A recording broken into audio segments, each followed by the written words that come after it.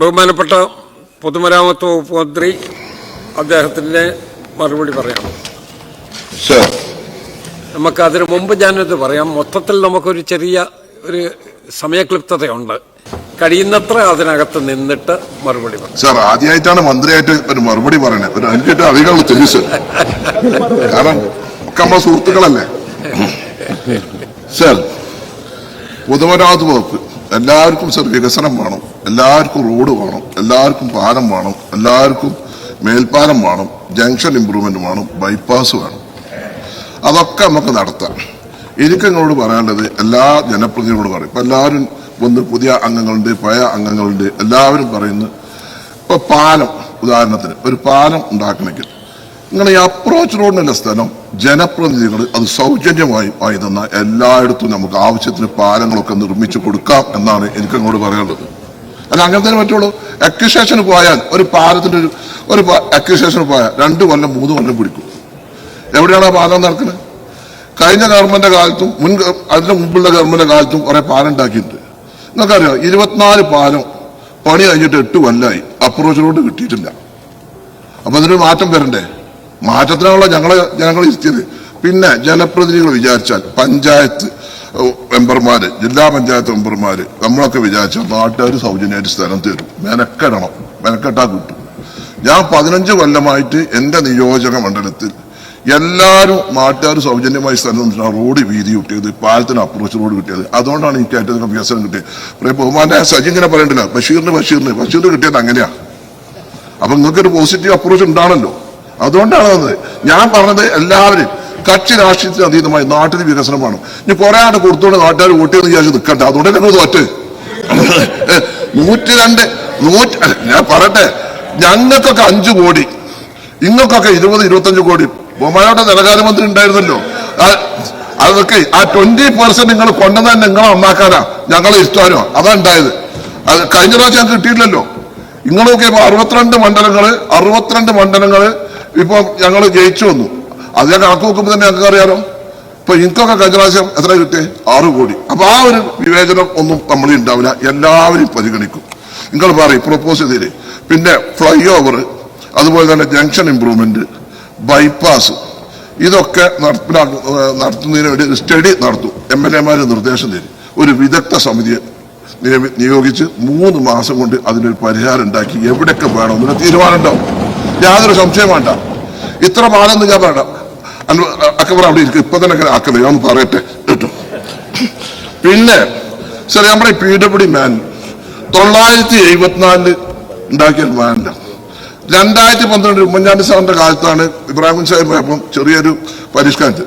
Sir, അത് full PWD മാനൽ ഫുള്ളായിട്ടൊന്ന് പൊളിച്ചെഴുതി പുതിയൊരു PWD മാനൽ ഉണ്ടാവും. ഇവിടെ പലരും ശ്രദ്ധിച്ചു. ഇല്ലെങ്കിൽ ഒരു വർക്കും നടക്കില്ല. നമ്മളിപ്പോഴും പഴയ കാലഘട്ടത്തിലാണ്. കാലത്ര മാറി. എല്ലാവരും പറഞ്ഞിട്ടില്ല AI ഗോവിന്ദമാഷന്റെ പറഞ്ഞിട്ടില്ലേ, AI കാലഘട്ടത്തിലേക്ക് നമ്മൾ പോയിക്കൊണ്ടിരിക്കുകയാണ്, കമ്മ്യൂണിസ്റ്റ് അതിലേക്ക് വരണമെന്ന് പറയില്ലേ.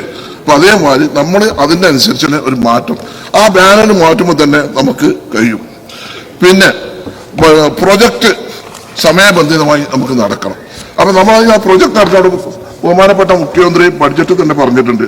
പ്രൊജക്ട് ഇംപ്ലിമെന്റേഷൻ പ്രോട്ടോകോൾ നടപ്പാക്കുന്നത് അത് ആദ്യമായി PWD നടപ്പാക്കുക. ഏതൊരു പദ്ധതിക്കും അതിന് പെട്ടെന്ന് നടപ്പിലാക്കി അതിന്റെ റിസൾട്ട് വരാനുള്ള ഒരു സംവിധാനം പൊതുമരാമത്ത് വകുപ്പിന്റെ ഭാഗത്തുനിന്ന് ഉണ്ടാവും. പിന്നെ സാർ, ഈ വികസനത്തിന് ഞാൻ നേരത്തെ പറഞ്ഞാണ്, ഭൂമി ഏറ്റെടുക്കുന്നതാണ് നമുക്ക് ഏറ്റവും വലിയ പ്രശ്നം.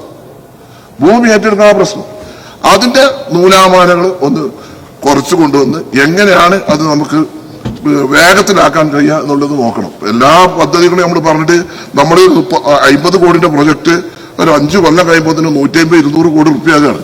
അപ്പൊ അതിനൊരു മാറ്റം ഉണ്ടാവണം. അപ്പൊ എല്ലാവരും സഹകരിക്കണം. ഞാൻ പറഞ്ഞല്ലോ. പിന്നെ അക്വിസേഷന് ചില സാഹചര്യത്തിലൊക്കെ വേണ്ടി വരും. കുറച്ചൊക്കെ ഇപ്പൊ കാലം മാറി. അപ്പുറത്തുള്ള സ്ഥലം ഉണ്ടെങ്കിൽ നല്ല റോഡ് വരുമ്പം അവർക്ക് സ്ഥലത്തിന് വില കൂടും, അവർക്ക് അതിന് ബെനിഫിറ്റ് കിട്ടും. അതൊക്കെ നമ്മൾ കാണണം. നമ്മൾ കുറച്ചൊക്കെ നമുക്കൊരു ഇച്ഛാശക്തി ജനപ്രതിനിധികൾക്കുണ്ടാവണം, MLA ഉണ്ടാവണം, മന്ത്രിമാർക്കുണ്ടാവണം, എനിക്കുണ്ടാവണം. അതിനെ നടക്കുള്ളൂ. അപ്പൊ ആ കാര്യങ്ങൾ അതേ പറയാനുള്ളൂ.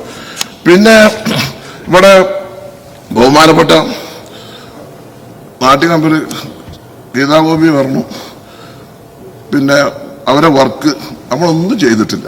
നമ്മളത് ക്യാൻസൽ ചെയ്യാനും പോയിട്ടില്ല, ആരും നിർത്തിവെക്കാനും പറഞ്ഞിട്ടില്ല. അത് എങ്ങനെ ഒരു ടെൻഡർ കഴിഞ്ഞാൽ അത് ആ ടെൻഡർ ഓപ്പൺ ചെയ്യാനും സമയമുണ്ട്. അത് ഓപ്പൺ ചെയ്തിട്ട് അതിൽ ആരാണ് ലാസ്റ്റ് വിട്ട് നോക്കിയിട്ട് പിന്നെ എഗ്രിമെന്റ് സെലക്ഷൻ നോട്ടീസ് കൊടുത്തിട്ട് എഗ്രിമെന്റ് ഒക്കെ ആ സമയമുണ്ട്. ഇവിടെ ഒന്നും ചെയ്തിട്ടില്ലല്ലോ. പിന്നെ നിങ്ങൾ അങ്ങനെ കാർഡടിച്ചാണ്ട് വെടിവെക്കരുത്. ഇതിന്റെ പാട്ട് നിങ്ങളിപ്പം ഞങ്ങൾ അവിടെയാണ്, നിങ്ങൾ ഇവിടെയാണ്. ഇപ്പൊ നിങ്ങളെ മാതിരിയല്ല, ഞങ്ങൾ കുറച്ചും കൂടി ഒക്കെ ഒന്ന് നിങ്ങളോട് വളരെ ഞാനൊക്കെ തന്നെ മാറി ഞങ്ങൾ കണ്ടില്ലേ. അപ്പം അതിനനുസരിച്ചൊക്കെ നമുക്ക് കാര്യങ്ങൾ പറയാം. പിന്നെ സർ ഇവിടെ പറഞ്ഞു ഉല്ലാസ് ബഹുമാനപ്പെട്ട കുന്നത്തിന് മുമ്പ് സൂചിപ്പിച്ചു കുഴി, അത് നിങ്ങളെ പറയണ്ട, മഴക്കാലായ കുഴി റോട്ടിലുണ്ടാവും. കേരള അത് ഇപ്പൊ നമുക്കതൊക്കെ റണ്ണിങ് കോൺട്രാക്ടറും മറ്റും കൊടുത്തിട്ട് പാച്ച് വർക്കും കാര്യങ്ങളൊക്കെ ചെയ്ത് അതൊക്കെ നന്നാക്കാം. പിന്നെ എല്ലാ നിർമ്മാണ പ്രവർത്തനങ്ങൾ ഇറാൻ അമേരിക്ക പ്രശ്നങ്ങൾ ഉണ്ടായപ്പോൾ ടാറിനൊക്കെ മെറ്റീരിയൽസിനൊക്കെ വില കൂടിയിട്ടുണ്ട്. അത് ഒരു സത്യമാണ്. നമ്മൾ വന്നിട്ട് ഒരു മാസം 5-6 ദിവസമായിട്ടുള്ളൂ. ഏതായാലും എല്ലാവരോടും പറയാം, ബിറ്റുമെന്റ് ഡിഫറൻസ് വിലയിലുള്ള മാറ്റം അതിന് അന്തരം കരാറുകാർക്ക് കൊടുക്കാൻ വേണ്ടി ഇന്നത്തെ ക്യാബിനറ്റ് തീരുമാനം എടുത്തിട്ടുണ്ട്. അതുകൊണ്ട് ആ പ്രശ്നം ഒക്കെ പരിഹരിക്കും. അതിന് ടൈം കൊണ്ട് വെച്ചിട്ടുണ്ട്.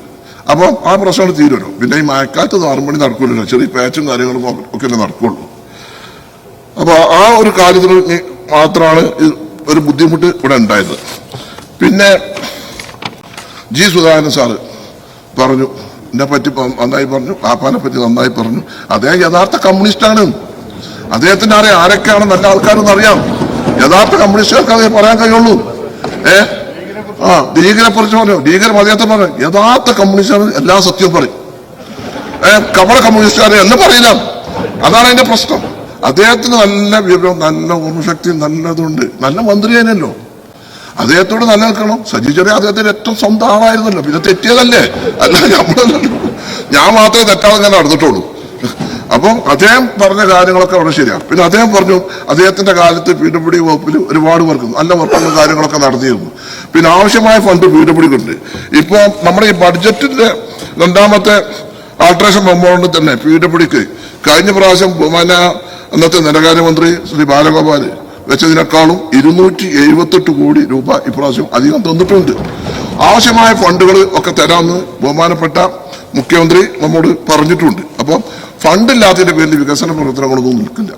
അതൊക്കെ നമുക്ക് ഭംഗിയായിട്ട് കൈകാര്യം ചെയ്ത് പോവാം.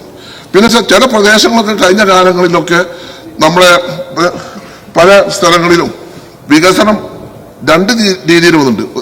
ഒരു സ്ഥലത്ത് ചില സ്ഥലത്ത് നന്നായി വികസനമുണ്ട്, ചില സ്ഥലത്ത് തീരെ നടന്നിട്ടില്ല.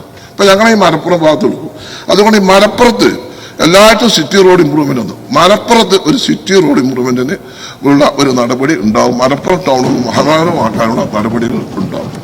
അതുപോലെ തന്നെ മലപ്പുറം സിവിൽ സ്റ്റേഷനിൽ ഒരു റവന്യൂ ടവർ ഇല്ല. ബഹുമാനപ്പെട്ട റവന്യൂ മന്ത്രിയുമായി സംബന്ധിച്ചത് 65 കോടിന്റെ ഒരു പദ്ധതി ഉണ്ട്. ആ റവന്യൂ ടവർ നബാർഡിന്റെ ഒക്കെ സഹായത്തോടു കൂടി ആ പദ്ധതി നടപ്പിലാക്കാനുള്ള നടപടികൾ ഉണ്ടാവും എന്നാണ് എനിക്ക് പറയാനുള്ളത്. പിന്നെ കൂടുതലൊന്നും പറയുന്നില്ല. പിന്നെ ഇവിടെ ഇങ്ങനെ രാഷ്ട്രീയമാണ്. പിന്നെ അതിനൊരു നമ്മുടെ വിനോദ് മെമ്പർ സൂചിപ്പിച്ചു ഊരാളുകളുടെ പ്രവൃത്തി ഞാൻ തന്നെ വളരെ ക്ലിയർ ആയിട്ട് ഇന്നലെ ഞാൻ മറുപടിയിൽ ഒക്കെ പറഞ്ഞിട്ടുണ്ട്. ഇതിനെന്താ പറ്റിയെച്ചാൽ ഊരാളുകളുടെ വർക്ക് ലോഡ് കൂടാൻ കാരണം ഈ 10% ടെൻഡറിന്റെ ഡിഫറൻസ് ആയിരുന്നു. പക്ഷെ പിന്നെ പറ്റിയത് ബിഡ് കപ്പാസിറ്റി നോക്കാതെ എല്ലാ ടെൻഡറിലും അവർക്ക് പങ്കെടുക്കാനുള്ള ഒരു അവസരം കൊടുത്തു. ആ അവസരം കൊടുത്തപ്പോൾ ഇവർക്ക് എത്ര വർക്ക് ഉണ്ടെന്ന് അറിയാതെ അത് പരിശോധിക്കാൻ കഴിയാതെ എല്ലാ വർക്കിലും അവർ പങ്കെടുത്തു. ആ പങ്കെടുത്തുകൊണ്ട് ഒരുപാട് വർക്ക് വന്നു. ഇപ്പൊ പല സ്ഥലത്തും വർക്ക് തുടങ്ങിയിട്ടില്ല. ചില സ്ഥലത്ത് 30% ആ തെറ്റായ രീതി ഉണ്ട്. ആ തെറ്റായ രീതി ചെയ്തിട്ടുണ്ടെങ്കിൽ അത് പരിശോധിച്ച് മുഖം നോക്കാതെ നടപടി ഉണ്ടാകും എന്നാണ് എനിക്ക് ആ കാര്യത്തിൽ പറയാനുള്ളത്. പിന്നെ ബഹുമാനപ്പെട്ട ജി സുധാകരൻ 500 കിലോമീറ്റർ റോഡ് പിന്നെ കോൺക്രീറ്റ് ചെയ്യണമെന്നാണ്. നമ്മൾ ഘട്ടം ഘട്ടമായിട്ട് നോക്കാം. പദ്ധതി നോക്കാം. അദ്ദേഹത്തിന്റെ നിർദ്ദേശങ്ങൾ നമുക്ക് സ്വീകരിക്കാം എന്നാണ് എനിക്ക് പറയാനുള്ളത്. കൂടുതലൊന്നും പറയാം. പിന്നെ ഇപ്പം ഇലക്ഷൻ കഴിഞ്ഞു 1-2 രാഷ്ട്രീയ കാര്യങ്ങൾ പറഞ്ഞു. ഇവിടെ പറഞ്ഞു ബിന്ദു കൃഷ്ണന്റെ തരിയിൽ പായസം കൊണ്ടുണ്ട് അന്വേഷിച്ചു. അത് മാത്രമല്ല, ബഹുമാനായ മുൻ മുഖ്യമന്ത്രി പ്രതിപക്ഷ നേതാവിനെ പ്രോട്ടോകോൾ വിമാനത്തിൽ കയറാൻ പറ്റാതെ വന്നപ്പോൾ അത് അന്വേഷിച്ചിട്ട് അയാളെ പേരിൽ നടപടിയെടുത്ത ഗവൺമെന്റാണത്. പിന്നെ നിങ്ങൾക്ക് മാറിയോ? നിങ്ങൾ തിരുത്തുന്നു. നിങ്ങൾ തിരുത്തി. എന്താ തിരുത്തിയ CPM? നിങ്ങൾ എന്താ തിരുത്തിയത്? ഞാൻ എപ്പോഴും ഇങ്ങോട്ട് പറയുന്നുണ്ട് നിങ്ങൾ നന്നാകണം. നിങ്ങൾ ഉണ്ടാകണം ഒക്കെ നമ്മൾ പറയുന്നത് നിങ്ങൾ കേട്ടില്ല. നിങ്ങളിപ്പോ ഇതൊക്കെ കഴിഞ്ഞിട്ട് തിരുത്തിയത് വെള്ളിയാഴ്ചന്റെ സെക്രട്ടേറിയറ്റ് ചൊവ്വാഴ്ചക്ക് മാറ്റി.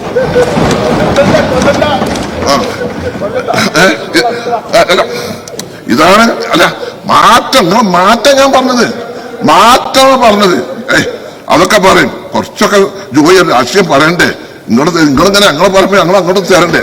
പിന്നെ പിന്നെ ഇപ്പൊ നിങ്ങൾ പറയുന്നത് PM ശ്രീ നിങ്ങള് അതിന് കുട്ടി ഉണ്ടായിക്കാണ്ട് പിന്നെ അത് അബോർഷൻ ചെയ്യാൻ വേണ്ടി നമ്മോട് പറയണ ഏർപ്പാടാക്കുന്നത് ഞങ്ങൾ ആലോചിച്ച് നോക്കി.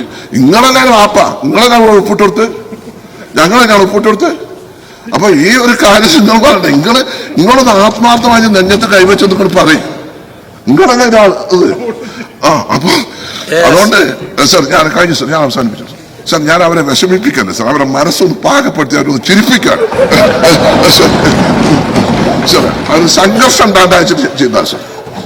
അപ്പൊ ഈ കാര്യങ്ങളാണ് നമുക്ക് പറയാനുള്ളത്. അതുകൊണ്ട് നമുക്ക് പുതിയൊരു ഗവൺമെന്റ് വന്നു, വികസനം വേണം, എല്ലാവരുടെയും സഹകരണങ്ങൾ വേണം. നമ്മളെല്ലാവരുടെയും രാഷ്ട്രീയമോ അല്ലെങ്കിൽ പാർട്ടി വിവേചനമോ കാര്യങ്ങളൊന്നുമില്ല. എല്ലാ സ്ഥലങ്ങളിലും വികസനം നടക്കണം. അതിനുള്ള നിർദ്ദേശങ്ങളും കാര്യങ്ങളൊക്കെ തന്നാൽ അതൊക്കെ നമുക്ക് പരിഗണിക്കാം. യാതൊരു പ്രയാസമില്ല. ഞാൻ വയനാട്ടിലെ സമയമല്ല, പിന്നെ എല്ലാവർക്കും നമുക്ക് ഉണ്ടാക്കും, പിന്നെ അടുത്ത ഡിബേറ്റിലാക്കാം.